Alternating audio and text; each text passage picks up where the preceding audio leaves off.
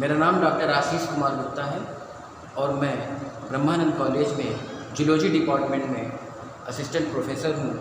और बच्चों, मैं आपको बीएससी पार्ट 1 में जो थर्ड पेपर का एक पार्ट है साइटोलॉजी, उसके बारे में बताऊँगा। तो सबसे पहले साइटोलॉजी, स्टडी ऑफ सेल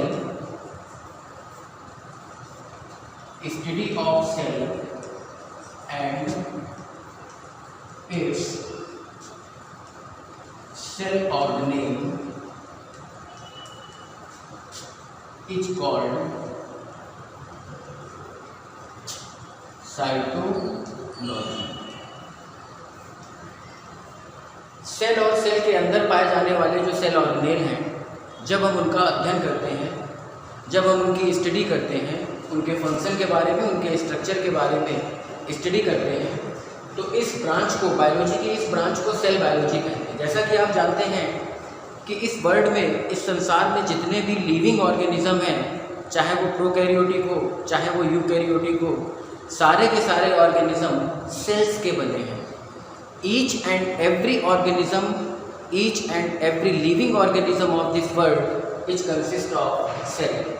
तो सेल जो होता है वो किसी भी लाइफ का, किसी भी बॉडी का, किसी भी ऑर्गेनिज्म का एक बेसिक यूनिट होता है, एक फंडामेंटल यूनिट होता है। और सेल से ही लगातार बहुत सारे सेल बॉडी में बनते जाते हैं और बॉडी का निर्माण होता है। तो सेल जो है वो हमारी बॉडी का वो सबसे छोटा हिस्सा है जिस हिस्से में जीवन के लिए आवश्यक क्रियाएं होती हैं। जैसे लाइफ को होने के लिए क्या चाहिए? लाइफ को काम करने के लिए डाइजेशन चाहिए, रेस्पिरेशन चाहिए, मेटाबॉलिज्म चाहिए, और भी जितनी भी इसेंशियल एक्टिविटीज़ हैं। तो ये सारी की सारी एक्टिविटीज़ हमारी बॉडी के किस छोटे से छोटे हिस्से में होती हैं? वो छोटे से छोटा हिस्सा सेल है।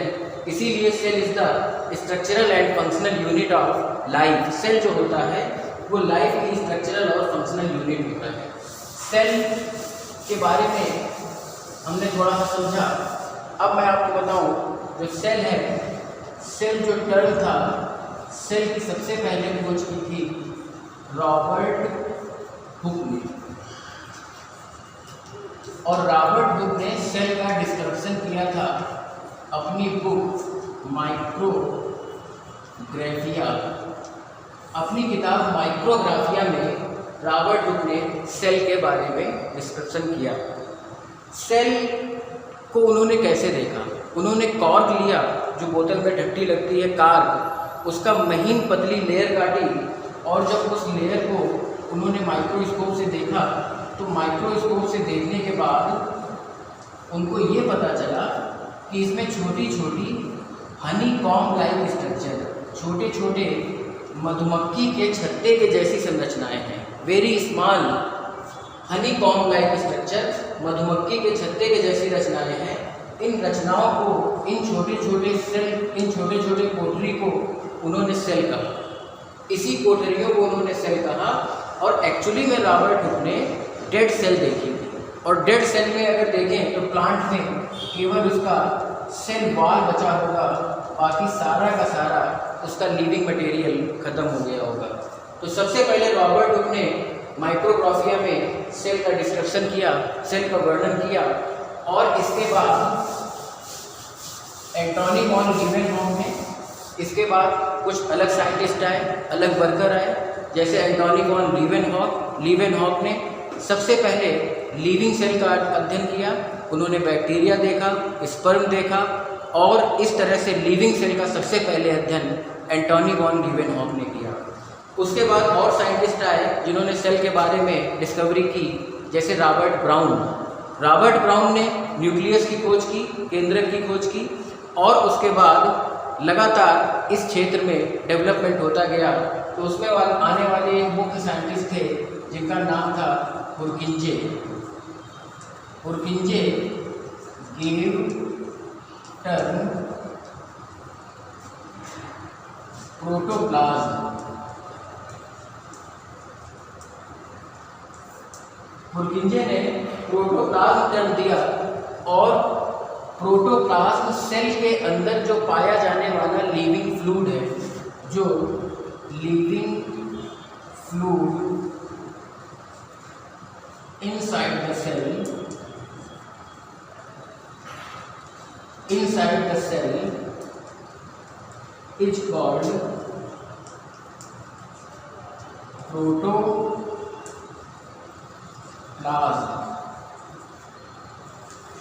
Living fluid inside the cell is called protoplasm. Protoplasm cell के अंदर पाया जाने वाला जो जीवित द्रव्य है, जीवित का मतलब क्या होता है, protoplasm is a colloidal solution, ये कोलाइडल नेचर का होता है, इसमें इनऑर्गेनिक और ऑर्गेनिक कंपोनेंट होते हैं, और प्रोटोप्लाज्म में सबसे ज़्यादा मात्रा में वाटर होता है, और इसी वाटर में इनऑर्गेनिक कंटेंट्स और ऑर्गेनिक कंटेंट्स पाए जाते हैं, और इसी में सेल ऑर्गेनेल भी होते हैं।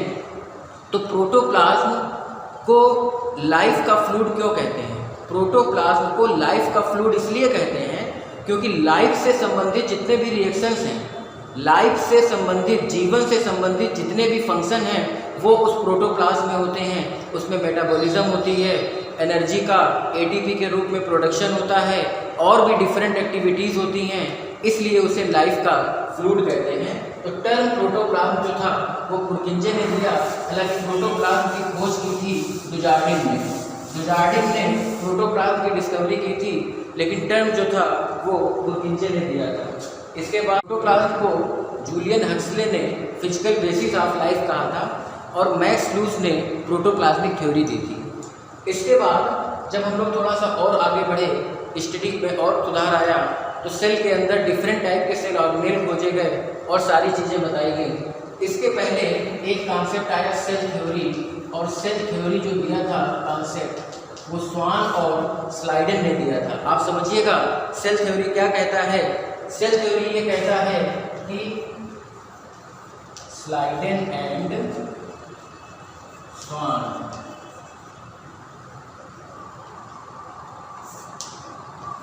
स्लाइडन और स्वान ने सेल थ्योरी सबसे पहले दिया।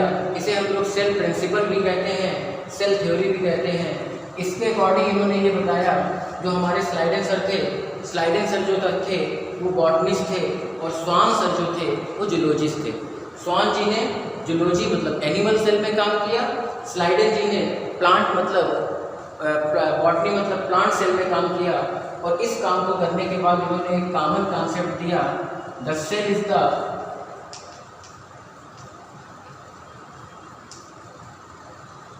structural and functional unit of life। इन्होंने बताया सेल जो होती है वो लाइफ की स्ट्रक्चरल और फंक्शनल यूनिट होती है। मतलब किसी भी लाइफ में सेल वो फंडामेंटल यूनिट होती है जिसमें लाइफ से संबंधित सारे कार्य होते हैं। और अगर पूछा जाए कि इस बॉडी का फॉर्मेशन कैसे हुआ है, ये बॉडी जो सामने हमें दिख रही है ये किस चीज़ का कनेक्शन है, ये सेल्स का कनेक्शन है जिसने हमारी बॉडी को स्ट्रक्चर भी दिया है। तो इस तरह से cell is the structural and functional unit of life, ये बताया था स्लाइडन और स्वान ने। इसके बाद इस थ्योरी में थोड़ा सा इम्प्रूवमेंट किया था रुडोल्फ विर्चोव ने।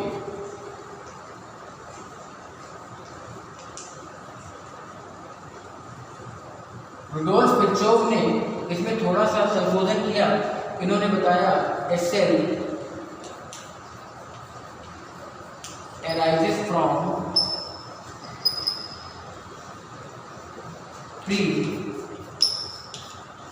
pre-existing cell। इन्होंने ये बताया a cell is arises from pre-existing cell। एक जो सेल होती है वो पहले से उपस्थित कोशिका से बनती है। मतलब एक सेल है, उसने डिवाइड किया, 2 सेल बनी, 2 ने डिवाइड किया, 4 सेल बनी। तो सेल का जो ओरिजिन है वो पहले से उपस्थित सेल से होती है।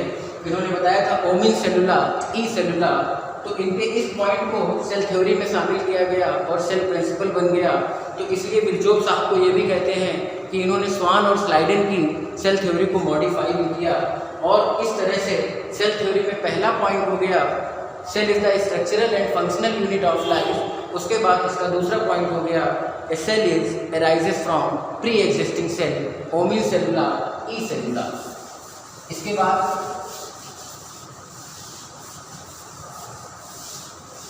कुछ चीज़ें ऐसी हैं जो सेल थ्योरी की बात नहीं मानती हैं, जैसे वायरस जो है वो सेल थ्योरी का एक्सेप्शन है। वायरस के पास प्रोटोप्लाज्म के नाम पर फ्लूइड कुछ नहीं है।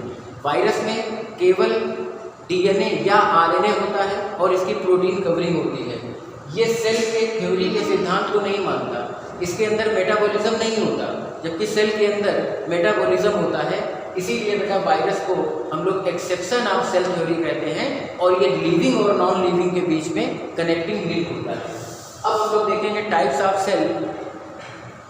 अब हम लोग देखेंगे types of cell. Types of cell में दो टाइप की सेल होती है नॉर्मली। पहला होता है प्रोकैरियोटिक सेल और दूसरा होता है यूकैरियोटिक सेल। पहला प्रोकैरियोटिक सेल है और दूसरा यूकैरियोटिक सेल है। प्रोकैरियोटिक में प्रो का मतलब है प्रिमिटिव और कैरियोटिक का मतलब होता है न्यूक्लियस। ऐसी सेल जिसमें प्रिमिटिव न्यूक्लियस होता है।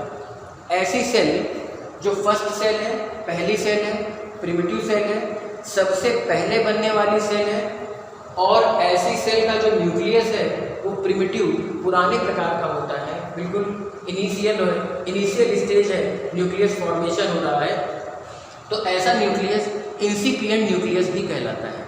और इस न्यूक्लियस में न्यूक्लियर मेम्ब्रेन, जो न्यूक्लियस के चारों ओर न्यूक्लियर मेम्ब्रेन होती है, वो प्रोकैरियोटिक सेल में नहीं पाई जाती है।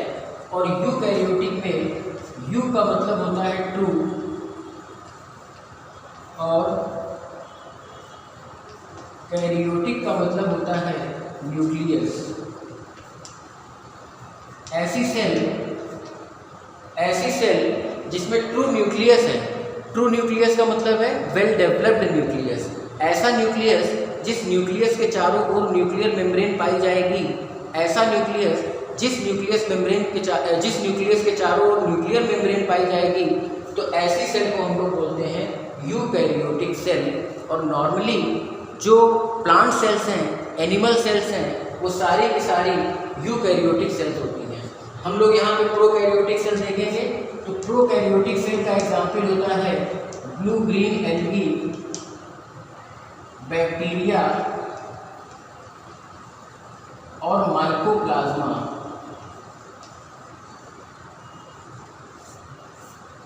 माइकोप्लाज्मा, बैक्टीरिया और blue green algae prokaryotic cell का एग्जाम्पल है। और यहाँ पे यूकैरियोटिक सेल का एग्जाम्पल है animal cell and plant cell. Animal cell और प्लांट सेल्स जितने भी हैं, ये सारे के सारे एनिमल्स, सारे के सारे plants, algae, bryophytes, pteridophytes, animal, protozoa से लगा के आगे लास्ट मैमल तक, सारे के सारे जितने भी एनिमल हैं, ये सभी यूकैरियोटिक सेल के बने होते हैं। और जो आपका बैक्टीरिया है, माइकोप्लाज्मा है, ब्लू ग्रीन एल्गी है, ये प्रोकैरियोट का बना होता है। वीटेक करने एक क्लासिफिकेशन किया मोनेरा, तो मोनेरा में जितने भी मेंबर आते हैं वो यूनिसेलुलर प्रोकैरियोटिक ऑर्गेनिज्म होते हैं। मोनेरा में जितने भी ऑर्गेनिज्म हैं वो यूनिसेलुलर और प्रोकैरियोटिक है, एक सेल के बने होंगे और प्रोकैरियोटिक होंगे। इसके बाद उन्होंने एक बनाया प्रोटिस्टा। प्रोटिस्टा में यूनिसेलुलर यूकैरियोटिक ऑर्गेनिज्म होंगे। और प्रोटिस्टा के बाद जितने भी उनके किंगडम हैं, उन सारे किंगडम में सभी यूकैरियोटिक सेल के बने होंगे। हम, आप, बर्ड्स, प्लांट्स, जो कुछ भी है, ये सब यूकैरियोटिक सेल है। बस प्रोकैरियोटिक या प्रिमिटिव सेल जो है वो ब्लू ग्रीन एल्गी, बैक्टीरिया और माइकोप्लाज्मा में पाई जाती है। Thank you.